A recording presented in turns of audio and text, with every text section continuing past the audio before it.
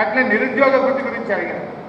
అయ్యా నిరుద్యోగ వృత్తి ఇస్తామన్నారు 4,000 రూపాయలు, మరి ఆ నిరుద్యోగ వృత్తి ఎప్పటి నుంచి ఇస్తారు అని అడిగిన. ఏమన్నాడు ఒక్కసారి చూడు. నిరుద్యోగ వృత్తి ఎప్పుడు ఇస్తామని అడుగుతున్నారు మిత్రుడు. నిరుద్యోగ వృత్తి ఎప్పుడు ఇస్తామని అడుగుతున్నారు మిత్రుడు. నిరుద్యోగ వృత్తి 6 గ్యారెంటీల్లో కానీ నేను దీంట్లో కానీ చెప్పలేదు. మేము ఉద్యోగాలు ఇస్తామని చెప్పాను. మీరు మళ్ళొకసారి కావాలంటే ఉద్యోగం చేసుకొని మాట్లాడండి. కాంగ్రెస్ పార్టీ ఫస్ట్ డిక్లరేషన్ ఉద్యోగాల కోసం ప్రయత్నం చేసి ఉపాధి దొరకక నిరాశ చెందుతున్న నిరుద్యోగ యువకులకు ప్రతి నెల 4,000 రూపాయల నిరుద్యోగ వృత్తిని ఇచ్చి నిరుద్యోగ యువకులను కాంగ్రెస్ పార్టీ ఆదుకుంటుంది. నిరుద్యోగ వృత్తి ఎప్పుడు ఇస్తామని అడుగుతున్నారు మిత్రుడు. మేము నిరుద్యోగ వృత్తి 6 గ్యారెంటీల్లో కానీ నేను దీంట్లో కానీ చెప్పలేదు. మేము ఉద్యోగాలు ఇస్తామని చెప్పాను. మీరు మళ్ళొకసారి కావాలంటే ఉద్యోగం చేసుకొని మాట్లాడండి.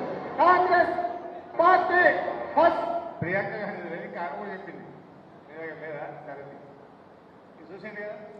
అసెంబ్లీ సాక్షిగానే నిరుద్యోగ వృత్తి మేము ఇస్తామని చెప్పలే. ఇంతకంటే అబద్ధాలు ఉంటాయా?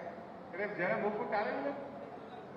అంటే ఇవన్నీ కూడా 6 గ్యారెంటీల అమలు విషయంలో ఇప్పుడు మేము అడిగామనుకో ఏమంటాడు, అదే తొందరపడతారేమో మీరు ఇప్పుడే అడుగుతారా అంటాడు. మనం తొందరపడతలేదు. మీరు చెప్పింది డిసెంబర్ రైతులు ఉంటారు మన ప్రాంతంలో, మీరు రైతులకు చెప్పాలి. 3 మోసాలు చేసిండ్రు రైతులకు. 3 వాళ్ళు ఏం చెప్పిండ్రు, డిసెంబర్ 9వ తేదీ రాగానే 2 లక్షల రుణమాఫీ అన్నారు.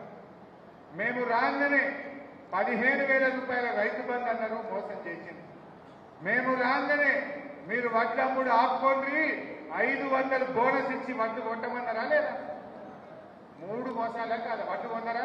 కొనలే. రుణమాఫీ చేసిండ్రా? చెయ్యలే. 3వది రైతు బంధు వేసిండ్రా? వెయ్యలే. 4వ మోసం 24 గంటల కరెంట్ ఇస్తామన్నారు. ఒక ఆయన మెదక్లో ఎమ్మెల్యే ఉన్నాడు, 24 కాదు అవసరమైతే రోజుకు 48 గంటల కరెంట్ ఇస్తా అన్నాడు. ఇక పుణ్యాత్ముడు.